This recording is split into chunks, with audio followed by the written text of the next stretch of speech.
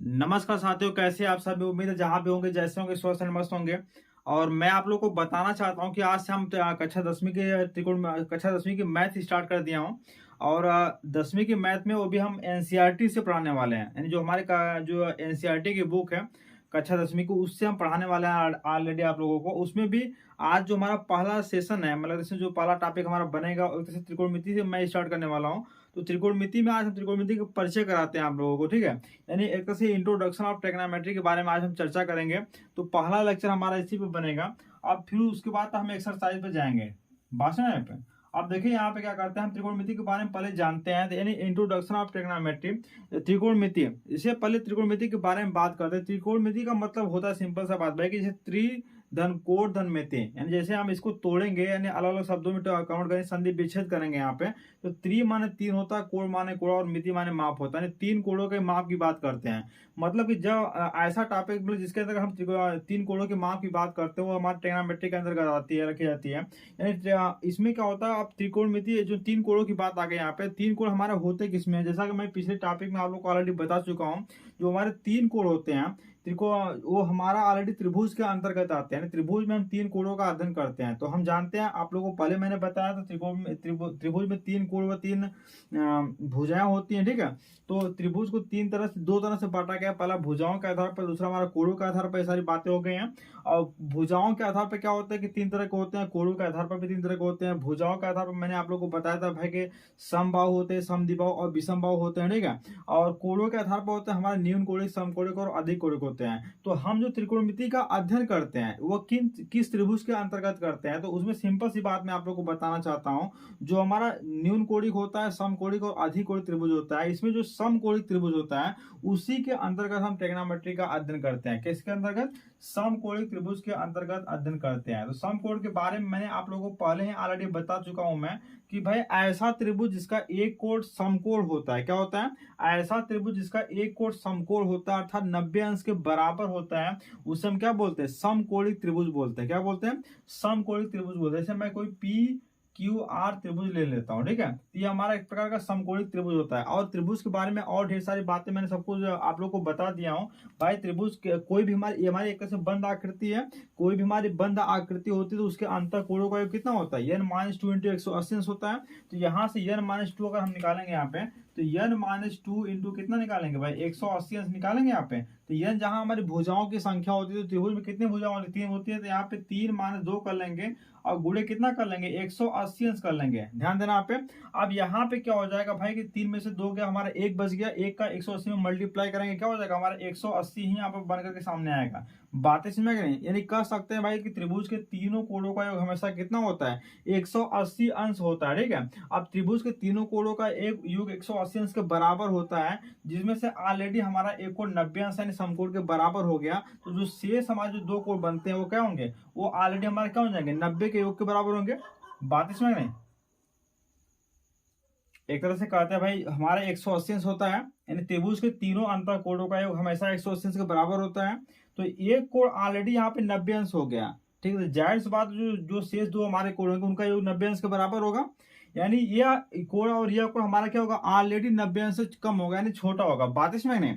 यानी यह कोण प्लस यह कोण हमेशा 90 अंश के योग के बराबर होगा। कहने का मतलब जो कोण आर की बात कर लें या फिर कोण पी की बात कर लें, यह हमेशा क्या होगा? 90 अंश से कम ही होगा, यानी छोटा होगा। तो त्रिभुज का ये रूल्स होता है। मैं आप लोगों को बताना चाहूंगा कि जो हमारा सबसे बड़ा कोण होता है, ध्यान देना पे, त्रिभुज में तीनों कोण होते हैं ना, जो सबसे बड़ा कोण होता है हमेशा उसके सामने की जो भुजा होती है वह सबसे बड़ी भुजा होती है। क्या होती है? जो सबसे बड़ा कोण होता है उसके सामने की भुजा सबसे बड़ी होती है, ठीक है। जो सबसे छोटा कोण होता है उसके सामने की भुजा सबसे छोटी होती है, ठीक है। तो त्रिभुज है, जो हम त्रिकोणमिति पढ़ते हैं यहाँ पे, तो यहाँ पे जो सबसे बड़ा कोण हमारा क्या बन के आएगा? ये 90 अंश है। तो 90 अंश के सामने की जो भुजा हमारी हो जाएगी भाई पी आर हो जाएगी। क्या हो जाएगी? ये पी आर हमारी सबसे बड़ी भुजा हो जाएगी। 90 अंश से सबसे बड़ा कोण तो हमारा एन बन गया। इसके सामने की जो भुजा होगी सबसे बड़ी भुजा होगी, ठीक है। तो त्रिकोणमिति की भाषा में हम जो सबसे बड़ी भुजा होती है उसे हम क्या कहते हैं? कर्ण कहते हैं। क्या कहते हैं? कर्ण कहते हैं। बात इसमें नहीं? तो ये हमारा कर्ण होगा, ठीक है। उसके बाद क्या होता है कि हमारी जो दो अन्य भुजाएं होती हैं उसमें एक को हम लंब बोल देते हैं और एक को क्या बोलते हैं भाई? आधार बोलते हैं। क्या बोलते हैं? आधार बोल देते हैं। बात इसमें आगे क्या क्या बताया मैंने, जैसे यहाँ पे जो सबसे बड़ी भुजा होती है, जो जो सबसे बड़ा कोण होता है उसके सामने की भुजा हमारी सबसे बड़ी होती है, तो वो जो सबसे बड़ी भुजा होती है उसे हम हमेशा क्या बोलते हैं, त्रिकोणमिति की भाषा में कर्ण कहते हैं। और एक भुजा को लंब बोलते हैं और दूसरी भुजा को हम आधार बोलते हैं। मैं आगे आप लोग को बताऊंगा भाई, त्रिकोणमिति अनुपात की बात करूंगा मैं, तो त्रिकोणमिति अनुपात की जब मैं बात करूंगा वहां पे, तो वहां पे क्या होता है कि जब हम कोण की बात करते हैं, जो कोण लेंगे हमेशा उसके सामने की भुजा हमेशा लंब होती है। क्या होती है, कोण के सामने की भुजा हमेशा लंब होती है और शेष तीसरी भुजा हमेशा क्या होती है, आधार का काम करता है। इससे हम आगे आप लोग को बताने वाले हैं, ध्यान देना आप पे। इसको अगर नोट करना तो नोट कर ही लीजिए। अभी क्या होता है, इसे हम इसमें जब हम इसका अध्ययन करते हैं तो इसमें कोई एक कोण लेकर के अध्ययन करते हैं, तो जो हम कोण लेंगे उसके सामने की भुजा हमेशा लंब होगी और शेष तीसरी भुजा हमेशा क्या होगी, आधार होती है। तो पॉइंट लिख लेना यहाँ पे, सबसे बड़ी भुजा सबसे बड़ी भुजा क्या हो जाएगी, कर्ण कहलाएगी। क्या कहलाएगी, कर्ण कहलाएगी, ठीक है। और सेकेंड कंडीशन हमारा बनता है भाई, कोण के सामने की भुजा क्या होती है, कोण के सामने की भुजा, सामने की भुजा हमेशा क्या होती है, लंब कहलाती है। और जो तीसरी भुजा बनती है, शेष तीसरी भुजा, शेष तीसरी भुजा हमारा आधार कहलाता है। क्या कहलाता है, आधार कहलाता है। बात समझ में गई। तो आज के दिन इतना जानिए यहाँ पे कि जो सबसे बड़ी भुजा होती है हमारा कर्ण कहलाती है, कोण के सामने की भुजा लंब कहलाती है, शेष तीसरी भुजा हमारी आधार कहलाती है। बात समझ में गए। अब देखिए यहाँ पे हम अगले टॉपिक की बात करें, जो हमारा पहला टॉपिक त्रिकोणमिति में बन करके आता है, उसका नाम है भाई त्रिकोणमिति अनुपात। क्या है, त्रिकोणमिति अनुपात। ध्यान देना पे, आज हम जानेंगे त्रिकोणमिति अनुपात के बारे में।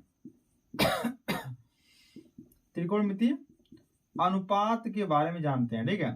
ये हमारा क्या होता है, देखिए इसमें होता क्या है, ध्यान देना आप पे। त्रिकोणमिति अनुपात का मतलब सिंपल सी बात होती है कि इसमें दो भुजाओं के रेशियो की बात करते हैं, दो भुजाओं के अनुपात की हम बात करते हैं। तो यहाँ पे जैसे क्या होगा कि हम कोई दो भुजा ले लेते हैं, दो भुजा के रेशियो की अगर हम बात कर लेते हैं यहाँ पे, तो इसमें हमेशा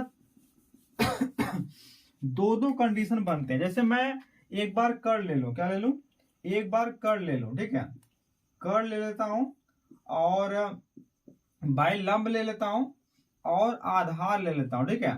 ध्यान देना पे, तो एक बार कर्ण लंब और आधार ले लिए यहाँ पे, तो हम क्या करते हैं भाई, एक बार कर्ण को उठा करके भाग देते हैं, एक बार लंब को उठाकर भाग देते हैं, एक बार आधार को उठा करके भाग देते हैं। जैसे मैं पहले कर्ण को ही भाग देता हूँ यहाँ पे, तो यहाँ पे जब हम कर्ण का भाग देते हैं, यहाँ पे ध्यान देना पे, कर्ण बटे क्या हो जाएगा, कर्ण हो जाएगा, और लंब बटे क्या हो जाएगा, कर्ण हो जाएगा, और आधार बटे क्या हो जाएगा, कर्ण हो जाएगा। बात समझ में आ गई। अब देखिए कर्ण से कर्ण हमारा कैंसिल हो गया, तो लंब बटे कर्ण हमारा क्या मिला, एक रेशियो मिला लंब बटे कर्ण, और एक रेशियो मिला हमारा आधार बटे कर्ण। बात समझ में आ गई।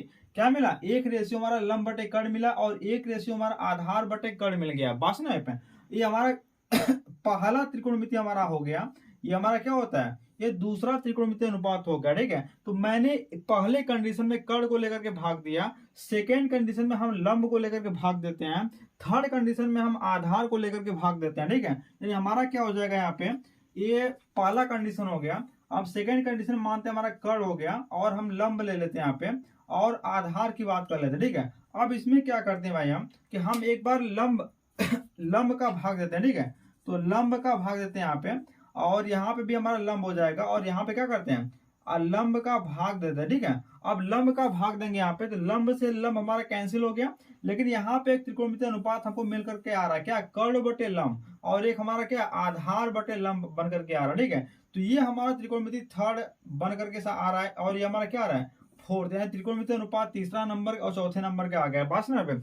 अब तीसरा कंडीशन हमारा क्या बनता है, ध्यान देना यहाँ पे, तीसरा कंडीशन हमारा आधार बचा, तो हम क्या करते हैं कि इनमें कर्ण में कर्ण लंब और आधार को ले लेते हैं, इसमें आधार का भाग देते हैं, ठीक है।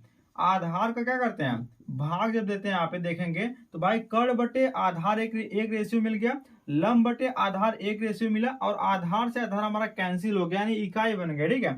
तो इस प्रकार हमारे सामने 6 त्रिकोणमिति अनुपात बनकर के सामने आते हैं। ध्यान देना एक बार फिर से, त्रिकोणमिति में क्या, त्रिभुज में क्या, जो समकोण त्रिभुज होता है इसमें 3 भुजाएं होती है। एक कोण हमारा समकोण होता है, जो हमारा समकोण होता है वो सबसे बड़ा कोण होता है। उसके सामने की भुजा हमारी सबसे बड़ी होती है। जो सबसे बड़ी भुजा होती है उसे त्रिकोणमिति की भाषा में कर्ण कहते हैं। और शेष जो कोण के सामने की भुजा होती है उसे हम लंब कहते हैं। शेष तीसरी भुजा को हम आधार कहते हैं।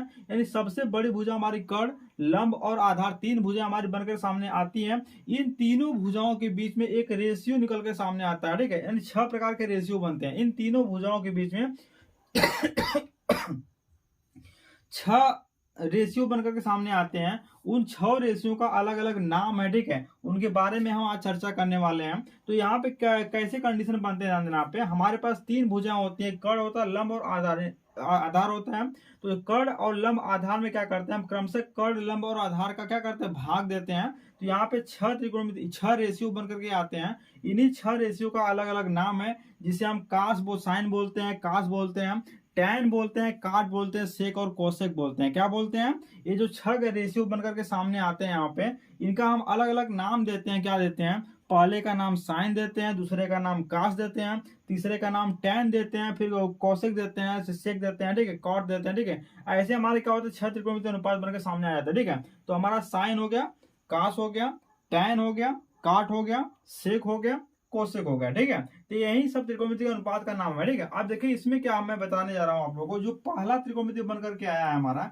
ये देखिए लंब बटे कर्ण। क्या आया, लंब बटे कर्ण। जो हमारा लंब बटे कर्ण होता है इसे क्या बोलते हैं, इसे हम साइन बोलते हैं। क्या बोलते हैं, साइन बोलते हैं। दूसरा हमारा आधार बटे कर्ण आ गया भाई, इसे हम क्या बोलते हैं, कास बोलते हैं, ठीक है। एक हमारा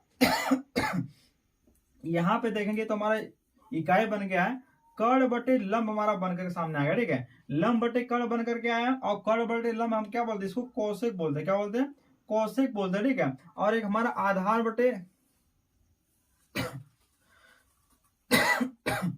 आधार बटे हमारा लंब आ गया है यहाँ पे, इसको हम बोलते हैं भाई काट बोल देते हैं। और जो हमारा कर्ण बटे आधार है इसको हम बोलते हैं सेक बोल देते हैं। क्या बोलते हैं, सेक बोलते हैं। और जो हमारा ये लंब बटे आधार है इसे हम टैन बोलते हैं। क्या बोलते हैं, टैन बोलते हैं। त्रिकोणमिति की भाषा में क्या बोलते हैं, ध्यान देना पे।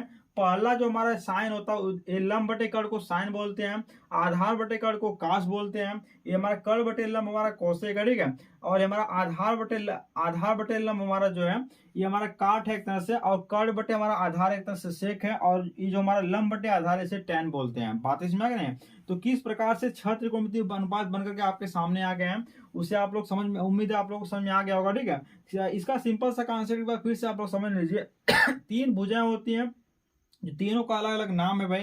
कर्ण है, लंब है, आधार है। कर्ण लंब के बारे में मैंने आप लोगों को बढ़िया से बता दिया। सबसे बड़ी भुजा को कर्ण कहते हैं, कोण के सामने की भुजा को लंब कहते हैं, शेष तीसरी भुजा को हम आधार कहते हैं। इन तीनों में क्या करते हैं भाई कि क्रमशः कर्ण, लंब और आधार का हम भाग देते हैं। जब हम कर्ण, लंब, आधार का भाग देते हैं तो यहाँ पे 6 त्रिकोणमिति अनुपात बनकर के सामने आती हैं। उन 6 त्रिकोणमिति अनुपात का नाम हमारा क्या है, साइन है, कास है, टैन है, काट है, सेक है, कोसेक है। बात इसमें आगे। इसको याद करने का एक शॉर्टकट तरीका भी मैं आप लोगों को बताने वाला हूं। उम्मीद है आप लोगों को समझ में आ जाएगा। तो देखिए यहाँ पे जो हमारा पहला त्रिकोणमिति अनुपात बनकर सामने आ गया, पहली बात तो इसको आप लोग नोट कर लीजिए, ठीक है। पहला जो त्रिकोणमिति अनुपात बनकर के हमारा सामने आ गया है भाई, साइन आया। क्या है, साइन बराबर क्या होता है, लंब बटे कर्ण। क्या होता है, लंब बटे कर्ण। दूसरा हमारा कास होता है, कास बराबर होता है भाई आधार बटे कर्ण होता है। क्या होता है, आधार बटे कर्ण, ठीक है।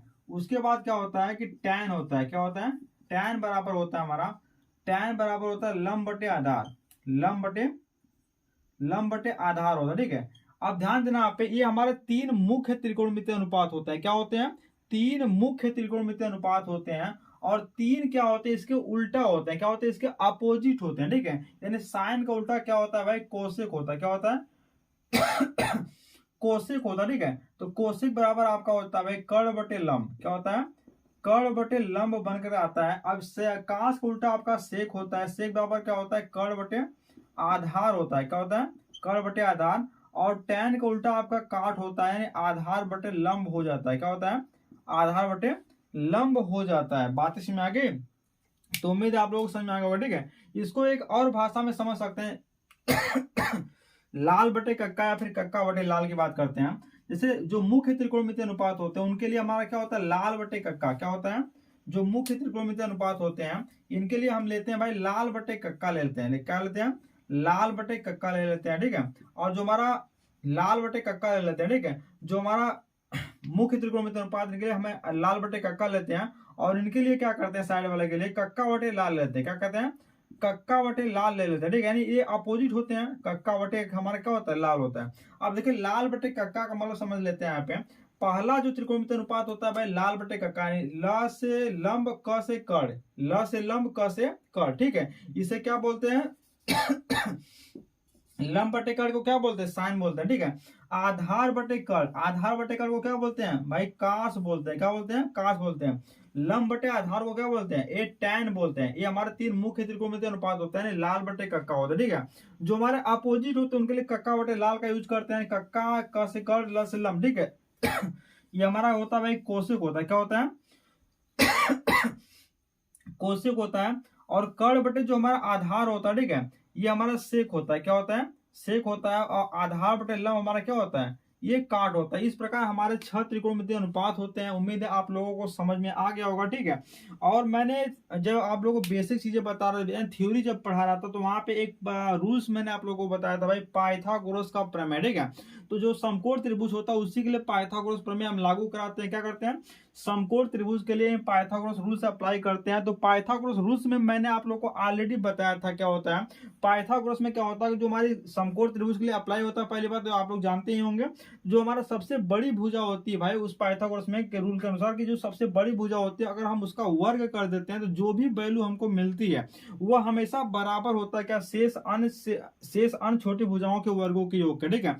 यानी सबसे बड़ी भुजा का वर्ग हमेशा बराबर होता है शेष छोटी भुजाओं के वर्गों के योग के, ठीक है। इसे ही हम पाइथागोरस का रूल्स कहते हैं। तो पाइथागोरस के रूल्स के अकॉर्डिंग यहाँ पे क्या हो जाएगा, यहाँ पे हमारा सबसे बड़ी भुजा कर्ण होती है, तो कर्ण का वर्ग होगा, क्या होगा, हम कहेंगे भाई कर्ण का वर्ग बराबर होगा हमेशा किसके, लंब के वर्ग के। किसके, लंब के वर्ग प्लस कितना, आधार के वर्ग के बराबर होगा। यानी कर्ण का वर्ग बराबर क्या हो जाएगा, लंब का वर्ग प्लस आधार का वर्ग हो जाएगा। बात इसमें क्या नहीं।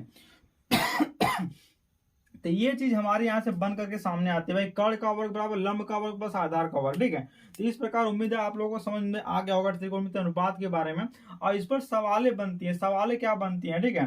कहा देगा कि भाई सवालें इस पर ऐसे बनती हैं कि भाई जैसे पाइथागोरस रूल्स की बात करूं यहाँ पे, तो यहाँ पे कभी कभी कर्ण का मान दे देगा तो लंब और आधार कर्ण का मान दे देगा और लंब का मान दे देगा, तो आधार का मान पूछ देगा। मतलब करने का मतलब क्या है यहाँ पे कि कोई दो भुजाओं का मान दे देगा और तीसरी भुजा का मान हमेशा पूछेगा, ठीक है। तो वहां से हम एक पाइथागोरस रूल से अप्लाई करेंगे, वहां से कर्ण लंब या आधार कोई एक ठो अज्ञात रहेगी, दो ठो हमेशा ज्ञात रहेगी, दो ठो दिया रहेगा। या फिर ऐसे पूछ देगा कि यहाँ पे त्रिकोणमितीय अनुपात का मान यहाँ पे दे देगा। जैसे कह रहा है साइन की वैल्यू हमारे कितने 4/5 है या फिर 3/5 है, ठीक है। तो शेष अन्य त्रिकोणमितीय अनुपात का मान ज्ञात कीजिए। तो वहां पे हम कैसे वैल्यू निकालेंगे, तो आइए इसके बारे में थोड़ा सा जानते हैं, ठीक है। जैसे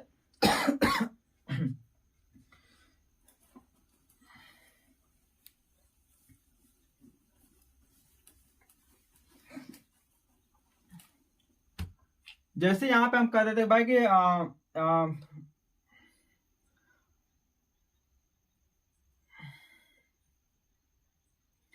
जैसे हम कहते हैं किसी त्रिभुज पी क्यू आर में, किसी त्रिभुज पी क्यू आर में पी क्यू बराबर 3 सेंटीमीटर और क्यू आर बराबर कितना 4 सेंटीमीटर, ठीक है। तो पी आर का मान ज्ञात कीजिए। तो यहाँ पे क्या हो जाएगा भाई, यहाँ से बड़ी भुजा के स्क्वायर बराबर क्या हो जाएगा, एल स्क्वायर प्लस क्या हो जाएगा, एल स्क्वायर हो जाएगा। यानी के स्क्वायर बराबर क्या हो जाएगा, एल स्क्वायर। यानी 3 का हम वर्ग कर लेंगे प्लस 4 का हम क्या करेंगे, स्क्वायर कर लेंगे। यानी के स्क्वायर बराबर हो जाएगा 3 3 का 9 प्लस 8 का कितना हो जाएगा 16 हो जाएगा। के बराबर अंडर रूट कितना हो जाएगा भाई 25। तो के बराबर क्या निकल के आ गया 5 निकल के सामने आ जाएगा, ठीक है। बात से एक कर्ण का मान हमने क्या निकाला, इससे 5 निकल गया। उसी तरह से कभी कभी इसका मान छोड़ देगा, इसका मान दिया रहेगा, ठीक है। तो ऐसे हम पक्षांतर करके निकाल लेते हैं, ठीक है। तो ये आप लोग को समझ में आ गया होगा। हम यहाँ त्रिकोणमितीय रेशियो की बात करते हैं। अब त्रिकोणमितीय रेशियो हम कैसे निकालते हैं, ठीक है। जैसे कह दिया कि भाई साइन थीटा बराबर हमारा 5/13 है, तो शेष अन्य त्रिकोणमितीय अनुपात का मान ज्ञात कीजिए, ठीक है। क्या दे दिया जैसे सवाल इस तरह से पूछ दबा कि साइन थीटा बराबर 5/12, तो शेष अन्य त्रिकोणमितीय अनुपात का मान ज्ञात कीजिए। इसको हम कैसे निकालेंगे, तो यहाँ पे लिखेंगे क्या भाई, यहाँ पे लिखेंगे क्या कि साइन थीटा बराबर हमारा क्या है 5/12 है, क्या है 5/12, ठीक है। तो यहाँ पे शेष अन्य त्रिकोणमितीय अनुपात की वैल्यू पूछ रहा है, 5/13 लेते हैं यहाँ पे, 5/13 लेता हूं मैं। यहाँ पे शेष अन्य त्रिकोणमितीय अनुपात का वैल्यू क्या होगी, तो इसको पहले कंपेरिजन करेंगे, ठीक, लाल बटे कक्का से। तो ये हमारा क्या हो जाएगा, साइन बराबर क्या होता है, लंब बटे कर्ण होता है, यानी एल अपान कितना के होता है। तो यहाँ से एल बराबर कितना निकल जाएगा 5, और के बराबर क्या निकलेगा भाई 13 निकल जाएगा यहाँ पे। तो के बराबर 13 और एल बराबर कितना निकल गया 5 निकल गया, ठीक है। तो यहाँ से पाइथागोरस रूल से अप्लाई करेंगे, तो यहाँ पे क्या होता है भाई, के स्क्वायर बराबर होता है एल स्क्वायर प्लस ए स्क्वायर। तो यहां से ए की वैल्यू निकालेंगे हम, तब ए की वैल्यू क्या हो जाएगी, के का मान कितना 13 है, तो हम 13 का स्क्वायर कर देंगे। एल की वैल्यू कितनी हमारी 5 है, तो 5 का हम स्क्वायर कर देंगे और प्लस ए का स्क्वायर कर देंगे। अब इसको 13 में कितना हो जाएगा 169 हो जाएगा, और 5 5 हमारा कितना हो जाएगा 25 बराबर ए स्क्वायर हो जाएगा। बात इसमें गए। अब क्या करते हैं, इसको पक्षांतर करते हैं, 169 माइनस 25 बराबर कितना हो जाएगा ए स्क्वायर हो जाएगा, ठीक है। यानी ए स्क्वायर बराबर कितना हो जाएगा 144 हो जाएगा। तो ए बराबर कितना मिल जाएगा भाई, ए बराबर आपको 12 मिल जाएगा, यानी आधार हमारा 12 मिल गया, ठीक है। तो शेष अन्य जो त्रिकोणमितीय अनुपात है उसमें हम देखेंगे यहाँ पे काश की अगर हम बात करते हैं, काश बराबर कितना हो जाएगा आधार बटे कर्ण होता है, यानी हमारा आधार का मान कितना है भाई 12 है, कर्ण का मान कितना है 13, यानी 12/13 हो जाएगा, ठीक है। उसके बाद हम क्या कहते हैं, tan की अगर हम बात कर लेते हैं यहाँ पे tan बराबर लंब बटे आधार होता है। तो लंब का मान हमारा कितना है भाई 5 है, और आधार का मान कितना है 12 है, तो 5 बटे हमारा 12 हो जाएगा। अब काश की हम बात करते हैं यहाँ पे, सेक की बात कर लेते हैं, तो सेक हमारा कितना होता है, इसका उल्टा होता है, कर्ण बटे आधार होता है, यानी के बाई हमारा ए होता है, नहीं हमारा 13 बटा कितना हो जाएगा 12 हो जाएगा। कोसेक की हम बात कर लेते हैं भाई, कोसेक बराबर कितना होता है, अब मतलब कि एक तरह से कर्ण बटे लंब होता है, के बाई ए होता है, लंब होता है, ठीक है। कर्ण का मान कितना हमारा 13 है, और लंब का मान कितना हमारा 5 है, ठीक है। तो 13 बटा कितना हो जाएगा 5 हो जाएगा। बात इसमें नहीं। उसी तरह से हम काट की अगर हम बात कर लेते हैं, काट बराबर कितना होता है, यानी आधार बटे लंब होता है, 12 बटे हमारा कितना हो जाएगा 5 हो जाएगा, ठीक है। तो ऐसे हम इस पर सवाल लगा लेते हैं, ठीक है। तो उम्मीद है आप लोगों को समझ में आ गया होगा। ऐसे ढेर सारे सवाल आप लोग लगा सकते हैं। हम मिलते हैं नेक्स्ट सेशन में। एक दो आप लोग होमवर्क भी लिख सकते हैं, जैसे मैं कोई होमवर्क दे देता हूँ यहाँ पे कि जैसे यदि tan थीटा बराबर, ध्यान देना पे, यदि tan थीटा बराबर मानते हैं 8/6, तो शेष अन्य त्रिकोणमितीय का अनुपात, शेष अन्य त्रिकोणमितीय अनुपात का मान ज्ञात कीजिए। यदि tan थीटा बराबर 8/6 है, तो शेष अन्य त्रिकोणमितीय अनुपात का मान ज्ञात कीजिए। और एक सवाल मैं और देने वाला हूं आप लोगों को, यदि यदि सेक थीटा बराबर, यदि सेक थीटा बराबर हमारा 5/3 है, 5/3 है, तो शेष अन्य त्रिकोणमितीय अनुपात का मान ज्ञात कीजिए। शेष अन्य त्रिकोणमितीय अनुपात का मान ज्ञात कीजिए, ठीक है। तो आज उम्मीद है आप लोगों को त्रिकोणमितीय अनुपात समझ में आ गया होगा, ठीक है। इस पर सवालें हैं आप लोग के एक्सरसाइज में, ठीक है। तो एक्सरसाइज पे जब हम आएंगे तो एक्सरसाइज आप लोगों को कराएंगे। हमारा मेन मकसद है पहले आप लोग को मतलब कि जो बेसिक चीजें हैं, ठीक है, वो आप लोग को समझाना है, एक तरह से बताना, बात समझ पे। तो ठीक है, आज के दिन बस इतना है, मिलते हैं नेक्स्ट सेशन में।